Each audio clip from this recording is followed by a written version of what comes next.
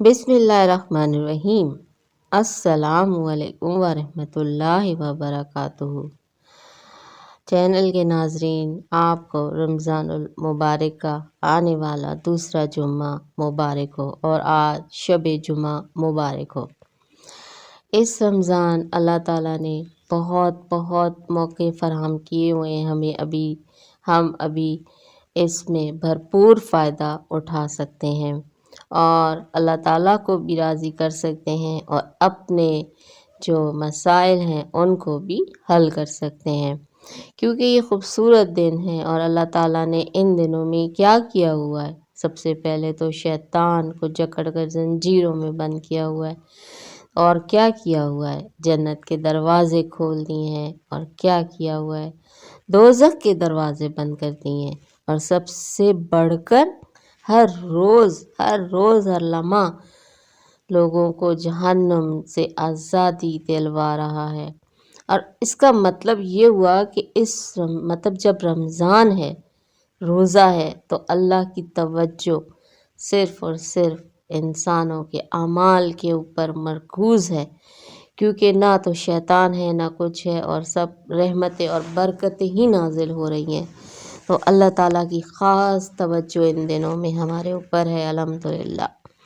تو اب آگے چلتے ہیں، جو رمضان المبارک کا ہمارا خوبصورت دوسرا جمعہ آ رہا ہے، اس کا ایک آسان سا وظیفہ آپ کے ساتھ شیئر کر رہی ہوں۔ اب یقین جانیے، یہ الفاظ جو میں شیئر کر رہی ہوں، اس سے میں نے پہلے اس کا ایک واقعہ بھی شیئر کیا ہے کہ جہنم میں جب آخری ایک شخص رہ جائے گا تو صرف وہ یہ الفاظ پکار رہا ہوگا، اور ان الفاظ کے پکارنے کی وجہ سے وہ جہنم سے نکالا جائے گا۔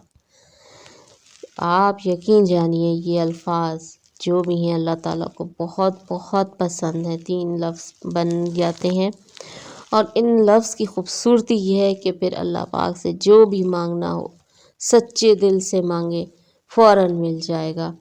کیونکہ اگر جہنم سے، دنیا کا جو آخری انسان جہنم میں، جس کے گناہوں کا آپ سوچ لیں کیا عالم ہوگا، اگر اس کو جہنم سے آزادی مل سکتی ہے ان خوبصورت الفاظ کے استعمال سے، اس اسم اعظم کے استعمال سے، تو دنیا میں ہمارے لیے سب رحمتیں اور برکتیں بھی نازل ہو سکتی ہیں۔ چلیے وظیفے کی طرف۔ وظیفہ بہت پیارا ہے، اور آپ نے یہ ایسے بھی کرنا ہے کہ جیسے سحری میں اٹھتے ہیں تو کچھ دیر پہلے اٹھیں۔ جو آپ نفل پڑھتے ہیں، وہ نفل پڑھنے کے بعد اول و آخر 3 بار درود ابراہیمی کے ساتھ یہ ایک خوبصورت تسبیح پڑھنی ہے۔ بہت آسان تسبیح ہے، بہت۔ یا اللہ یا حنان یا منان، یا اللہ یا حنان یا منان۔ بہت پیاری تسبیح۔ اس تسبیح کو پڑھنے کے بعد، درود پاک پڑھنے کے بعد، ان ناموں کے وسیلے سے آپ اللہ تعالیٰ سے دعا کریں۔ انشاءاللہ تعالیٰ آپ کی دعا ضرور قبول ہوگی۔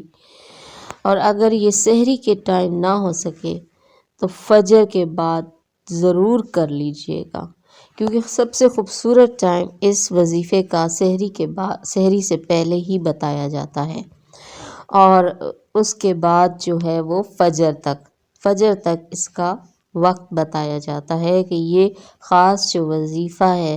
ویسے تو یہ الفاظ انسان چلتے پھرتے بھی پڑھ سکتا ہے، یہ بہت خوبصورت نام ہے اللہ کا، خوبصورت پیارے نام۔